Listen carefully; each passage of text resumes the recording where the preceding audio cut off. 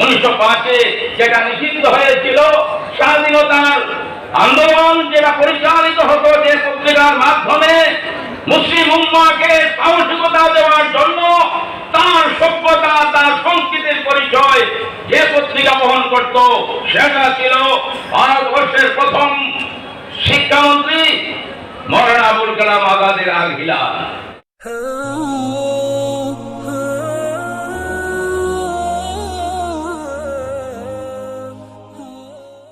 الحمدلله نحمده ونستعينه ونستغفره ونؤمن به ونتوكل عليه ونعوذ بالله من شرور انفسنا ومن سيئات اعمالنا من يهده الله فلا مضل له ومن يضلله فلا هادي له ونشهد ان لا اله الا الله وحده لا شريك له ونشهد أن سيدنا ونبينا مولانا محمدا عبده ورسوله صلى الله تعالى عليه وعلى آله وأصحابه وبارك وسلم.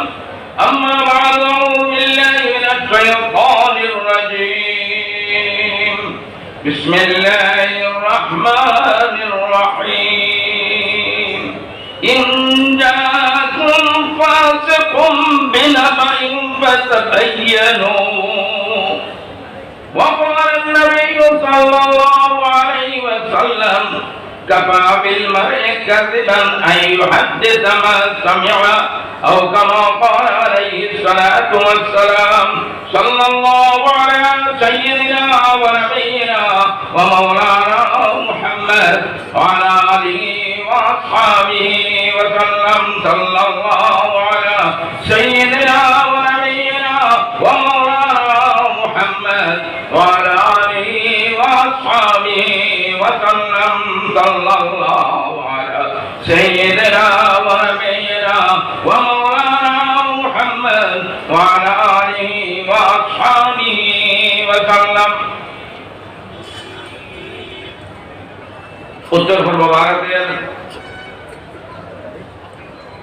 মহামান্য হযরত আমির শরীয়ত, আমির হযরত আমির শেখুল হাদিস হযরত মৌলানা ইউসুফ আলী সাহেব দাওয়াত বরকাত হুম, হযরত নাইব আমির শরীয়ত মৌলানা ফজলুল হক সাহেব ইমানি দাওয়াত বরকাত হুম, উত্তর ভারত মহারাষ্ট্র শরিয়া অনুদান সামনের সাধারণ সম্পাদক হযরত মৌলানা আতাউর রহমান সাহেব মাদার ভৈয়া, সম্পাদক হযরত মৌলানা ফরিদউদ্দিন চৌধুরী সাহেব, অন্যতম সম্পাদক হযরত মৌলানা চৌধুরী উসামা মুগরর সাহেব, হযরত মৌলানা আবুল খায়ের মাহবুব বড়ভৈয়া সাহেব,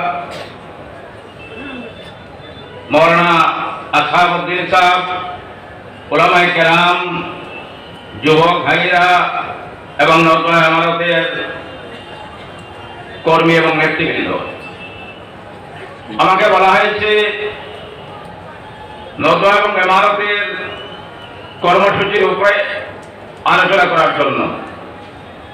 তো আমি সেই নিরিখেই মূলত এক কোরআন কারীমের এক আয়াত তেলাওয়াত করেছি। ইন জাআকুম ফাসিকুম বিনাবাইন ফাতাবাইয়ানু। তোমার কাছে যদি কোনো ফাসিক কোনো খবর নিয়ে আসে, তাহলে সেটাকে একটু ভাবনা চিন্তা করে গ্রহণ করবে, এ নিয়ে একটু চিন্তা ফিকির করবে, তত্ত্ব তালাশ করবে, এই বিষয়টাকে একটু অনুসন্ধান করবে। আর হাদিস শরীফে বলা হয়েছে, মানুষের জন্য মিথ্যা কথা বলা এই বলার জন্য এটাই যথেষ্ট, সে যা শুনে তাই অন্যের কাছে বলে দেবে। এটাই জন্য বললাম যে আজকের বিশ্বে ইসলাম এবং মুসলমানকে কলুষিত করার জন্য মানুষের মধ্যে ভুল বার্তা পৌঁছানোর জন্য বিভিন্ন মাধ্যমে প্রচেষ্টা চলছে, অপচেষ্টা চলছে। এর মধ্যে একটা হচ্ছে প্রিন্ট মিডিয়া, হচ্ছে ইলেকট্রনিক মিডিয়া। এই দুই মাধ্যমে এবং এখন আরো একটা ইলেকট্রনিক মিডিয়ার মধ্যে সংযোজন হয়েছে সোশ্যাল মিডিয়া। এর মাধ্যমে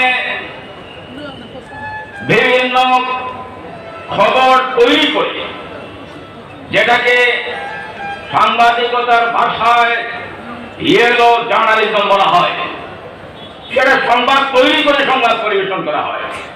আর আরো কিছু আছে, সংবাদটাকে বিকৃত করে প্রকাশ করা হয়।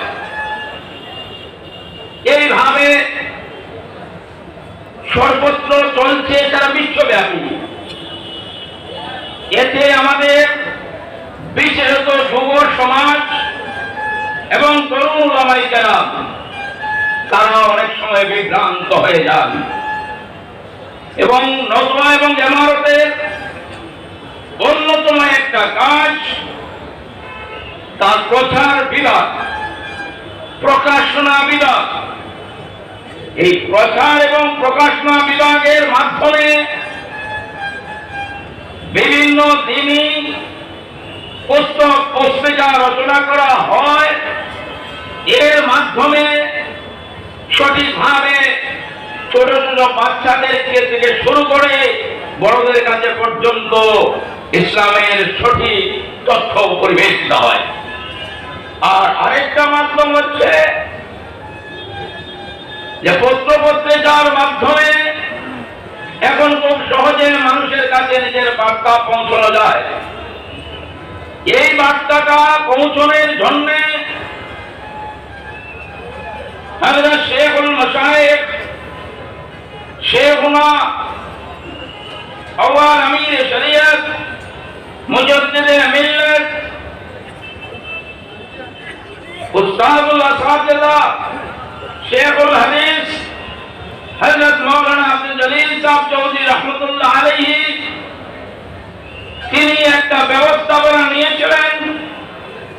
সেটা হচ্ছে একটা মুখপত্র প্রকাশ করা। এটা হচ্ছে আমাদের নেতাদিন।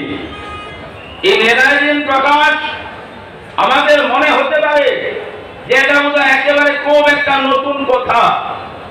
এইভাবে বিভিন্ন সময়ে ব্রিটিশ পিরিয়ডে, তারপর স্বাধীনোত্তর ভারতে ওলামায়ে কেরাম এইভাবে পত্র পত্রিকা প্রকাশ করার চেষ্টা করেছেন, মুসলিম সমাজকে সঠিক দিশা দেওয়ার জন্য চেষ্টা করেছেন। এই 20 শতকের প্রথমার্ধে যেমন মির্জা মোহাম্মদ ইউসুফ আলী 1900 খ্রিস্টাব্দে নুরুল ইমান নামে একটা পত্রিকা প্রকাশ করে, এটা বাংলা। তারপর মাক্তাবউদ্দিনের সম্পাদনায় বেরোয় 1901 সালে মুসলমান পত্রিকা নামে একটা পত্রিকা। 1903-এ নবর নূর বেরোয়, সম্পাদক ছিলেন মৌলভী সৈয়দ ইমদাদ আলী।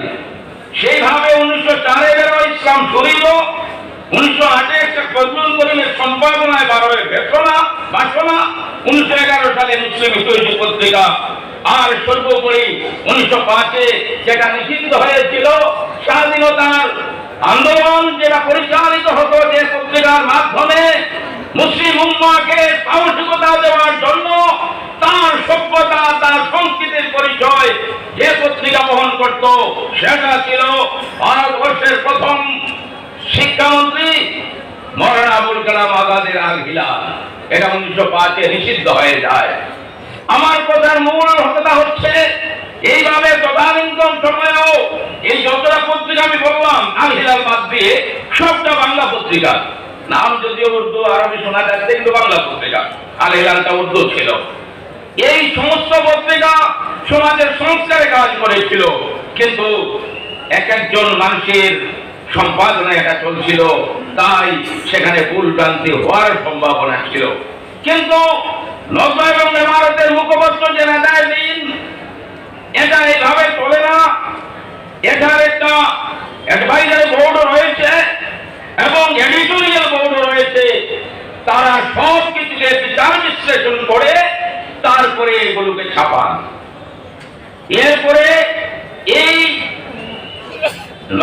মুখপত্রের মধ্যে সবচেয়ে গুরুত্বপূর্ণ যে জিনিস সেটা হচ্ছে প্রশ্নোত্তর বিভাগ। প্রশ্নোত্তর বিভাগে মাসলা মাসাইল খুব সমসাময়িক সময়ের যুব জিজ্ঞাসার জবাব আমরা মাসলা মাসাইল বিভাগে পাই। ঠিক সেইভাবে সেখানে রয়েছে তাফসীর বিভাগ, হাদিসের সবক রয়েছে। এইভাবে নেদায়দিন যদি আমরা উত্তর এগিয়ে নিয়ে যেতে পারি তাহলে মুসলার আলোচনা সেখানে হবে, মাসাইলের আলোচনা সেখানে হবে, তাফসীরের আলোচনা সেখানে হবে, আহাদিসের নববিয়ার আলোচনা সেখানে হবে।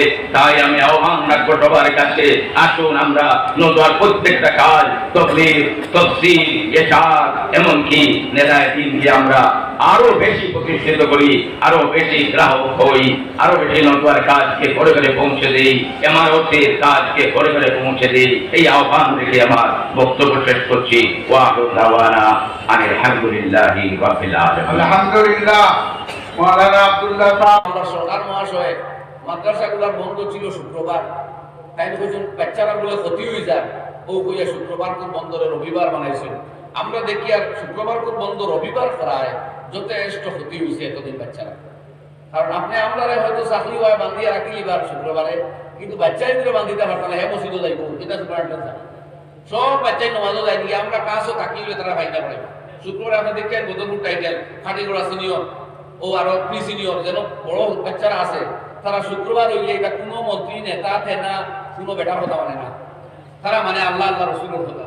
যে জুম্মার দিন আউয়াল রক্ত মসজিদে যাইতাম, সফিয়া আউয়াল নামাজ পড়িতাম, এক উট সদকা করার মুফত সব পাওয়া যায়। প্রথমটাই আজ তো দুনিয়ার মহব্বতর বাহানায়, অবৈধ প্রেমর বাহানায়, ইললিগ্যাল রিলেশনশিপ এর সুযোগ নিয়ে সারা দুনিয়া জুড়া বেবিচারের বাজার গরম হয়ে গেছে। ওইতে ওইতে সরকারি ভাবে এখন আর আঠাইবার পথ নাই। আজকে আমি দেখলাম এনসিআরবির রিপোর্ট, যেটা 2018 ইংরেজির, সেই হিসাবে দেখলাম ভারতবর্ষ প্রতি ঘন্টায় 3.82টা জিনা বলাৎকারের ঘটনা হইতেছে ভারতবর্ষে প্রতি ঘন্টায় সরকারি হিসাবে। দিনে